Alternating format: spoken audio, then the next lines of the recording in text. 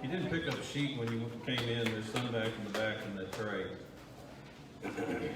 And there's one for next week too, if you want to grab it while you're back there. We're in 1 Kings chapter 14, if you want to be turning over there. 1 Kings chapter 14, we've been studying about Jereboam, and tonight we're going to continue that study. Also going to talk about some of the things that happened within the kingdom itself because of Jeroboam and the judgment that was going to be brought upon him because of his disobedience to God. Question number one as we begin our sheet. Of course, we always try to start with something to get our minds going down the road that we're going to pursue tonight. But it's the question, what kind of feelings does a parent have whenever his or her child becomes sick? How many of you here have children? Raise your hand. Okay, so you can all answer this. What do you feel like? Helpless? Okay, that's a good description. What other feelings might you experience? Sympathetic, right? Yeah, you wish you could take their place. Probably really depends on what kind of sickness we're talking about, right? If your child's just running a fever, doesn't feel good, and they're sick at home, usually it's, like Danny said, sympathetic toward them. But how many people here have ever had a child in the hospital? Yeah, it gets a little more serious then, doesn't it? And so, whenever a child becomes sick, one of the things that we experience as parents is, especially when you're talking about a hospital, you're talking about uncertainty and not knowing what the outcome is going to be. And the reason that I ask this question is because tonight, as we're studying about Jeroboam was in this very boat. His son becomes very ill. And so because of that, there's some steps that he takes and ultimately kind of leads to the judgment that's pronounced upon him and also his descendants. Okay, so let's go over to 1 Kings chapter 14, and somebody read the first 6 verses for us there, please.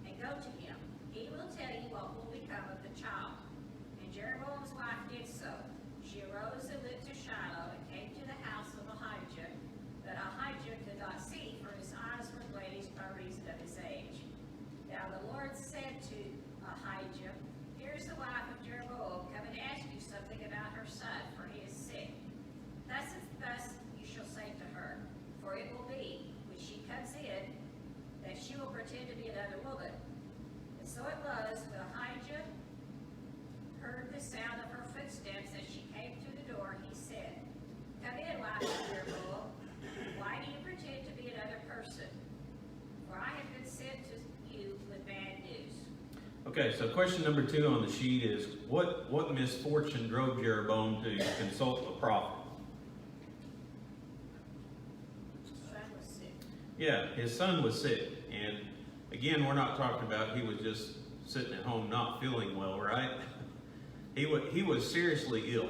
And, it was to the point where the parents, Jeroboam and his wife, didn't know what was going to happen to their son. They didn't know if he was going to live or if he was going to die.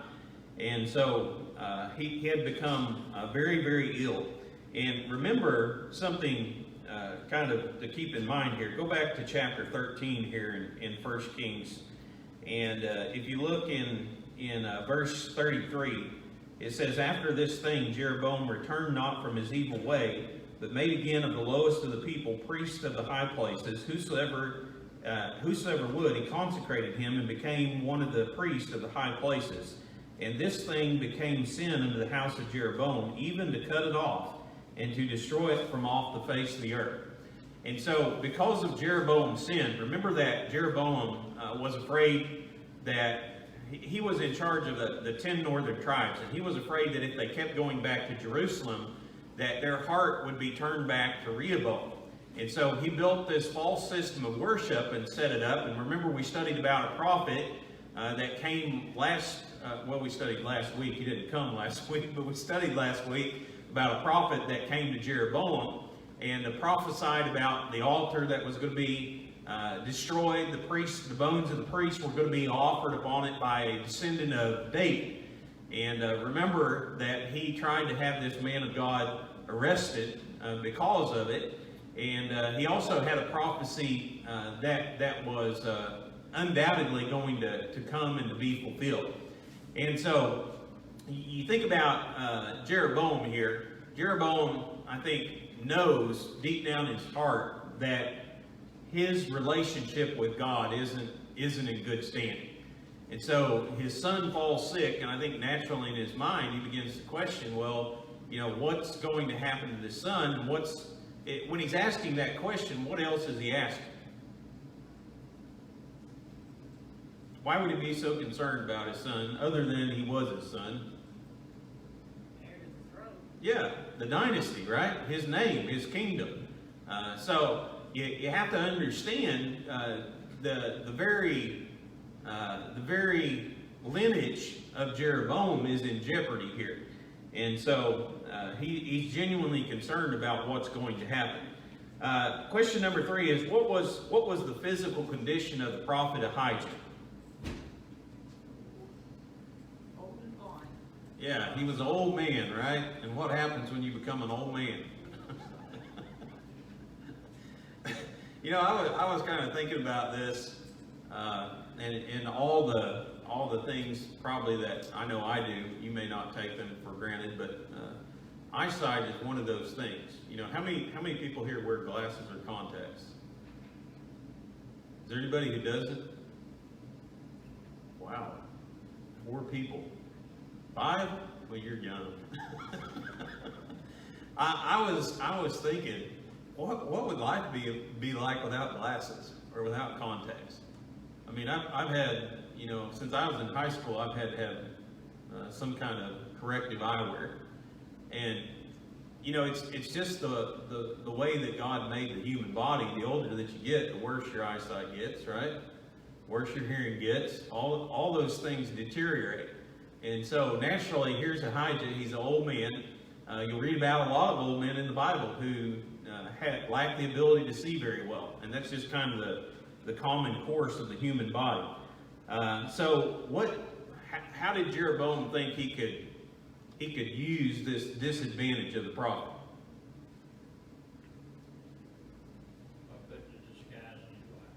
Yeah, and that, to me, that kind of, well, I think I know why he did it, but if Ahijah couldn't see to start with, I mean, you wouldn't need a disguise, but I think it was more, all along the way, he wanted her to go unnoticed.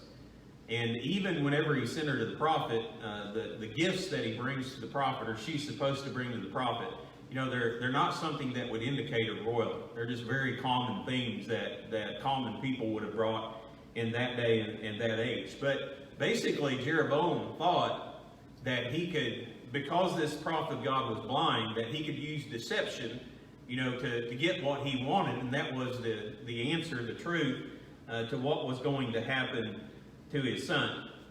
And he thought he could get away with it. He thought he could use this deception and he wouldn't get caught. Does it sound like the world today?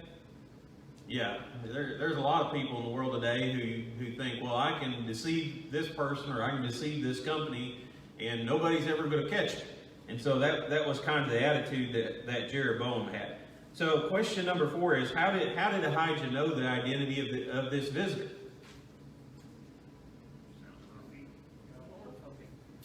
Yeah, how does any person, any human being know something that's not humanly possible to know?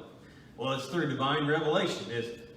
And so God revealed to him, God appears to him, and he reveals to him that Jeroboam's wife is getting ready to come to him, and she's dressed up, she's in disguise, and it's funny, I can't imagine the shock that she experienced whenever she walked in the door.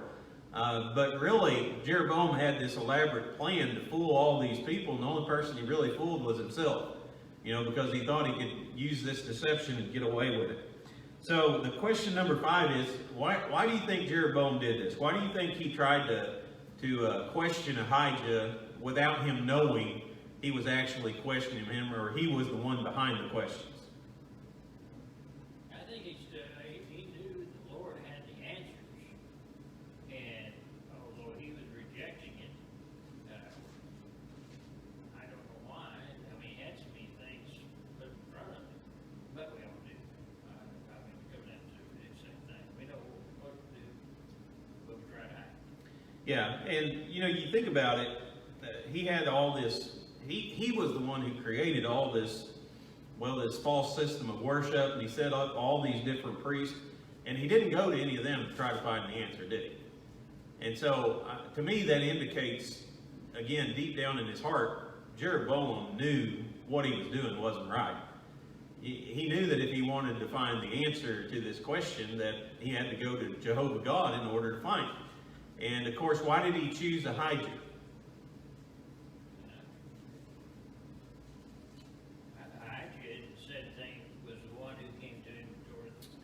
Yeah, he was the prophet who told him, remember he was in charge of the labor force, he appeared to him and he tore the garment and gave him 10 pieces of it and said, God is going to give you 10 of the tribes of Israel. And so that event stood out in his mind. He said, this was the prophet that told me this would happen, and it came true. And so if we want to find out what's going to happen to our son, we need to go to him. But again, I think deep down he knew God wasn't on his side. Question number 6. So the question is, why do we try to fool God whenever we know it's impossible? Has anybody ever been guilty of that? I was thinking about some of the stories in the Bible about men who tried to fool God.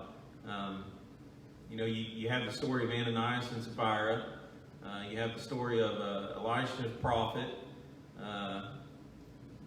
You have the story of the Pharisee and the tax collector. The prayer.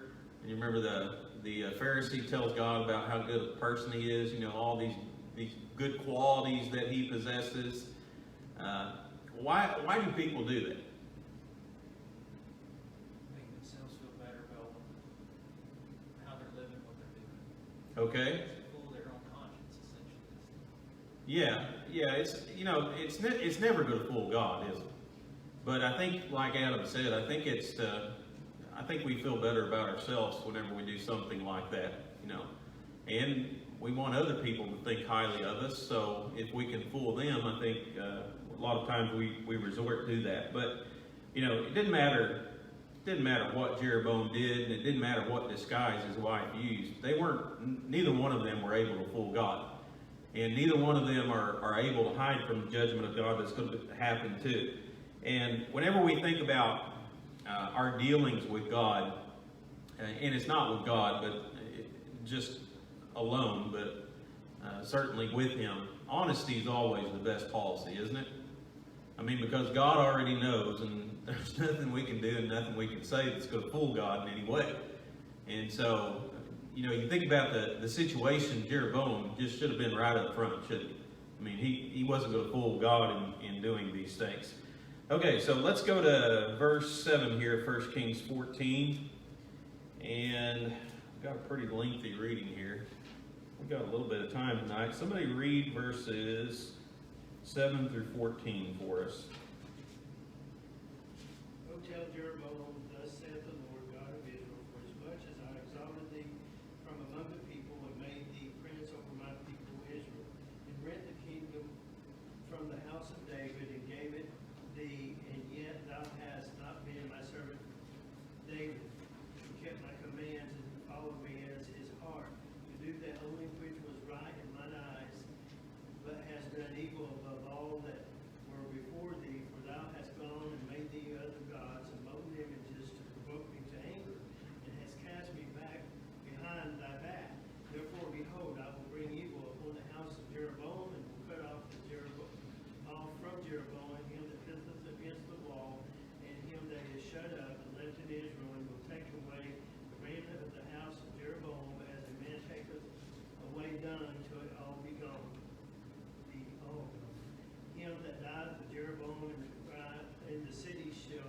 the dogs eat, and in the field shall the fowls of the air eat. When the Lord had spoken it, arise thou therefore, get thee to thine own house, and when thy feet enter into the city, the child shall die. And all Israel shall mourn for him, bury him, and he only of Jeroboam shall come to the grave. Because of him there is found some good thing toward the Lord God of Israel in the house of Jeroboam.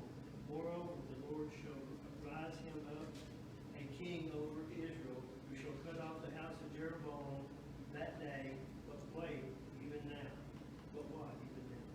Okay, somebody want to finish there through verse 20, please?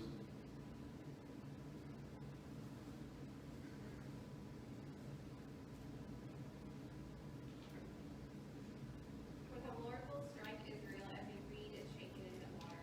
He will uproot Israel from this good land which he gave to their fathers, and will scatter them beyond the river, because they have made their wooden images, provoking the Lord to anger. And he will give Israel up because of the sins of Jeroboam, who sinned and who obeyed Israel's sin. And Jeroboam's wife arose and departed and came to Tirzah. When she came to the threshold of the house, the child died, and they buried him. And all Israel mourned for him, according to the word of the Lord which he spoke through his servant Ahijah and the prophet. Now the rest of the acts of Jeroboam, how he made war and how he reigned, indeed they are written in the book of the Chronicles of the kings of Israel. The period that Jeroboam reigned was 22 years, so he rested with his fathers. Then his son reigned in his place.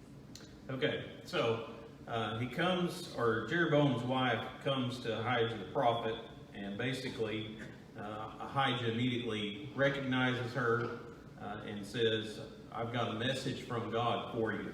And of course that message involved, first of all, it involved the judgment that was coming upon Jeroboam. So what was, question 7 here, what was God's evaluation of Jeroboam's reign?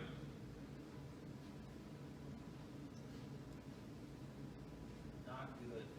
Okay, not good. More evil than the ones before him. Yeah, he set a new record, hadn't he? How would you like that evaluation? I mean, you think about it.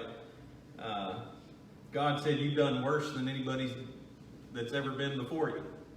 Can you imagine on your job if you were getting an evaluation, and it comes back and say, well, how I do? Well, nobody in the history of our company has ever done as bad as you. You're the worst. And that was basically the evaluation of God when it came to Jeroboam. There's nobody that's done worse than you have. Why do you think it was? He knew the guy he was going to ask was a prophet. He knew the answer he gave was going to be accurate because of the prediction he gave about him coming to reign. He'd already had the prophecy at the altar there, right? So he knew God wasn't happy with him. I'm sure he loved his son. Why didn't he turn from that and ask for forgiveness before he sent to ask and inquire of God? Yeah, that's a good question. I don't know. I just think he was a really wicked man. I mean, like you said, he knew from the get-go that the reason the kingdom was being given to him is because of the unfaithfulness of Saul. And so God wasn't going to continue to allow Solomon's son to reign over all the kingdoms. And that very warning was given to him in the prophet, when the prophet Ahijah even told him about those kingdoms he would get. And if you'll be obedient to God, God will establish a dynasty for you. But again, I think he got to thinking, well, if I let all those people go back, it's the fear of the loss of power and control. And I just think that was what he lived for. And like you said, even when we saw it last week, without a doubt, when he knew that prophecy was going to come true, did he change in any way? No, he even became, I think, even more determined to do evil and to try to preserve his reign. So I think it just kind of speaks of his heart and of his character. But anyway, how could he do worse than anyone before? Right? Because kings before him had served idols, right? They worshipped idols before. So what do you think God meant by that? He sucked more people away from God than his people. Yeah, I think his influence to turn people away from God was stronger than any other king that we've seen thus far in Israel's history. You also look at it, he took idolatry to a new level because he actually created a new religion. I mean, he actually created new gods and a new system of worship and a new priesthood. He didn't just take and borrow from the Canaanites like a lot of these kings did, but he actually created his own gods and his own system. Yes, sir. Well, only kings before him would have been David, Solomon, and Saul. Yeah. Saul, thank you, I was thinking Paul. But, and Paul was definitely bad, David was bad, Solomon got bad, but, I mean, part of what he borrowed, he went to Egypt for a while, maybe he brought something back from Egypt. Yeah. Well, the calf and stuff like that. Yeah, that is kind of interesting because obviously when you study Egyptian culture, they were ones who, well, they worshipped a lot of gods, but they did worship bovine deities, right? So when Israel came up out of the land of Egypt and Moses went up to Mount Sinai, that was the god that Aaron built for him. And Jeroboam, like you said, he did stay down there. He ran away from Solomon because he's afraid Solomon was going to kill him.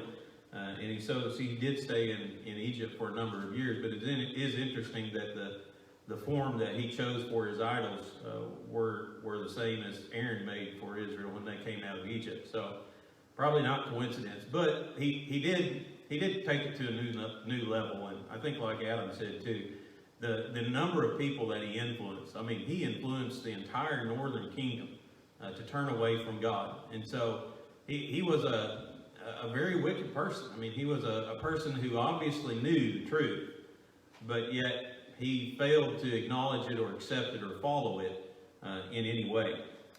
Question number 8. So what did God decree was going to happen to Jeroboam's descendants because of this?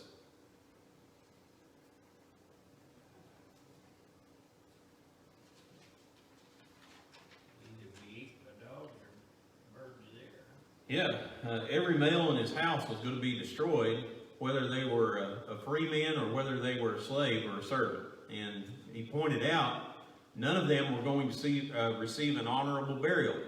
Those who died within the city were going to be eaten by dogs. Those who died outside of the city were going to be eaten by the fowls of the air. And so that's part of the punishment that's coming upon Jeroboam and his descendants because of this. And it illustrates the point.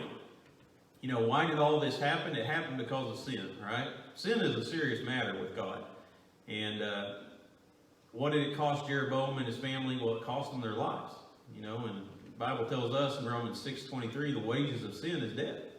And so when it comes to sin, it's a serious thing. We always need to keep that in mind.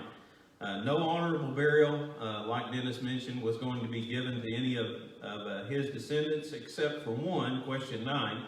So what was going to become about this son that Jeroboam had initially? That's the whole reason that he sent his wife to Ahijah here. After the doom was prophesied, the prediction of what would happen to his son was given to him. And so what was going to happen to his son? When? When they entered the city. Yeah, he said the moment you step into the city, talking to Jeroboam's wife, your son is going to die. And you know, we read about death in the Bible a lot. We deal with death a lot in this life. Not something that's foreign to us. It's not something that's I would say surprising. Does anybody here believe they're not a mortal person? Does anybody believe they're not going to die? I think we all know that, right? But the thing that's unknown, of course, is the time. We know that death is coming. It's not a matter of if it's going to happen. It's really just a matter of when. And so why is it that God chose to take the son of Jeroboam? Why did he choose to do it at such a young age?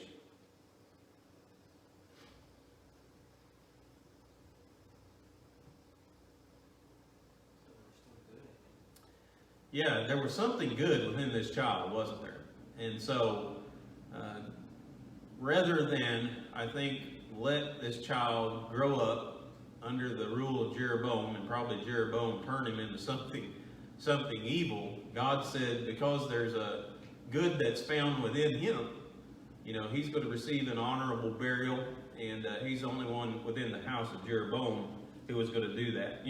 But we look at this story, and of course, death is always a tragedy, but there's a fate that's much worse than death, and we always have to keep that in mind. You remember in the death of Lazarus in John chapter 11, the story of the death of Lazarus as it's recorded for us there.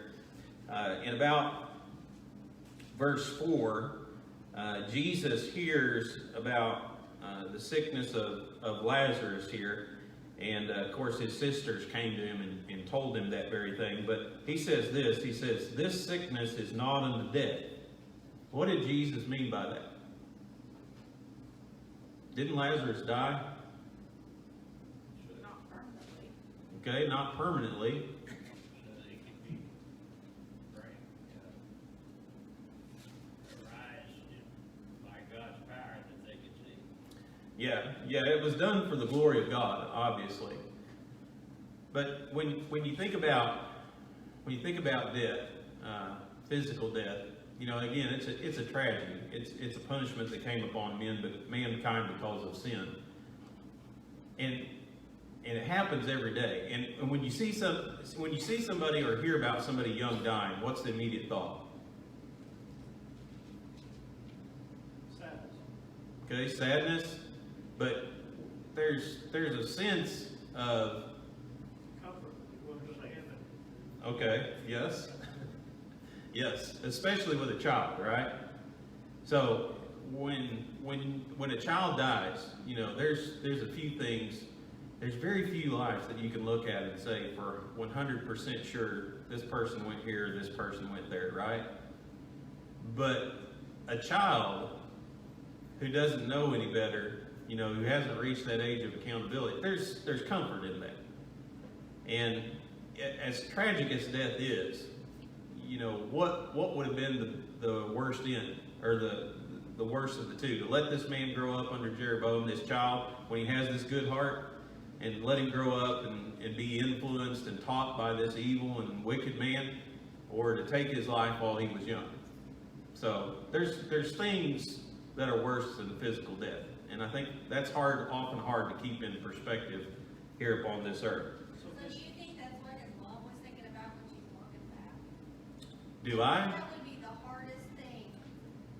No. That'd be the slowest walk. I imagine she was probably just as wicked as Jeroboam was. So it would be hard for any wicked person to think on those lines. But it doesn't taint the reality of the truth of it. It may be hard for a person to think that way or comprehend that way, but it doesn't change the truthfulness of it. So how old was this child? Child, that's all I know. Probably not at the age of accountability, but still young enough to be able to demonstrate a heart that was satisfactory toward the Lord. Yeah, I think that's what that's saying, don't you? I think that's kind of the only option. Yeah, I don't know how else we could take the scripture to mean.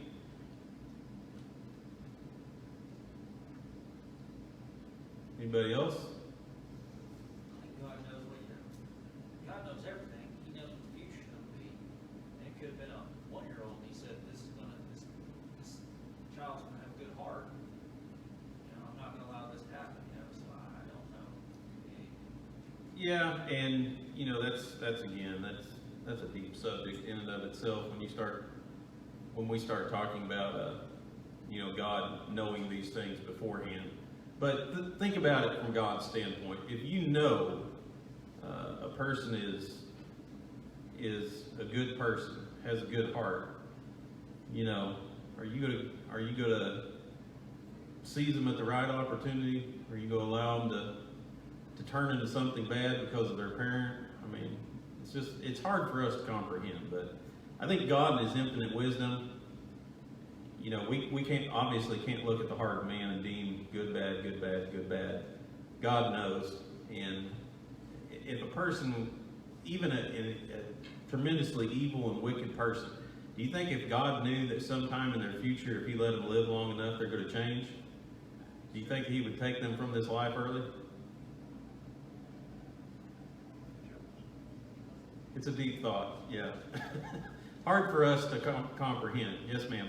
I don't think that he did this to allow this child to die to punish them, because I don't think that's the way God works like that.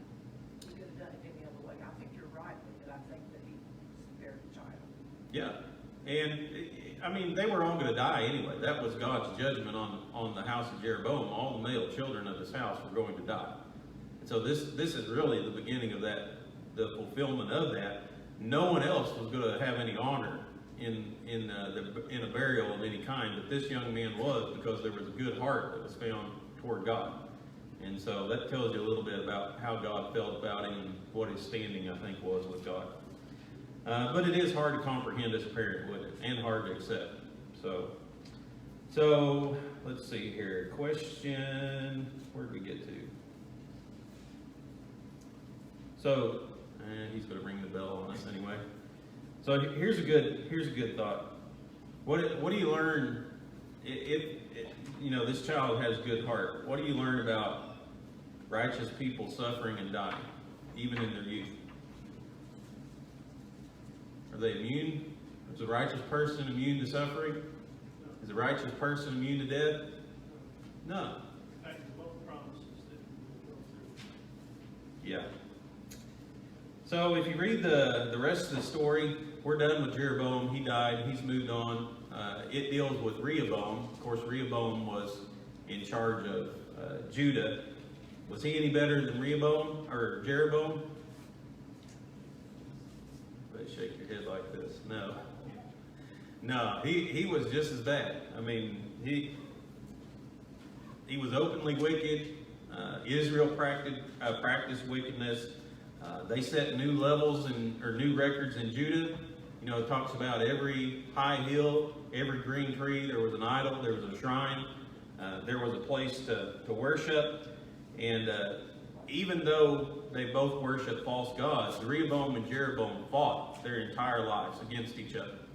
And so you have the development of this civil war, you could say, in Israel, the north versus the south. Both of them, Jeroboam and Rehoboam, they were unfaithful to God. Both of them used their influence for new heights of evil. And so God wasn't pleased with either one of these kings of Israel. Anybody have any thoughts or questions? One important thing that does happen with Rehoboam is the king of Egypt during this time is conquering a lot of territories, and to kind of, I guess you could say, pay him off, he raised the treasury of the temple of God, and he raised the royal treasury that, remember, Solomon had built up all these great golden things, and he gives all those things away. And so the wealth of Solomon, this great kingdom and all this money that he's poured into it, just like that, is gone. They're reduced from gold down to brass. And so, good lesson about riches, I think, in there somewhere. I think Solomon talked about how they get wings and fly away pretty quickly. Okay, anybody else have any thoughts or comments or anything before we end?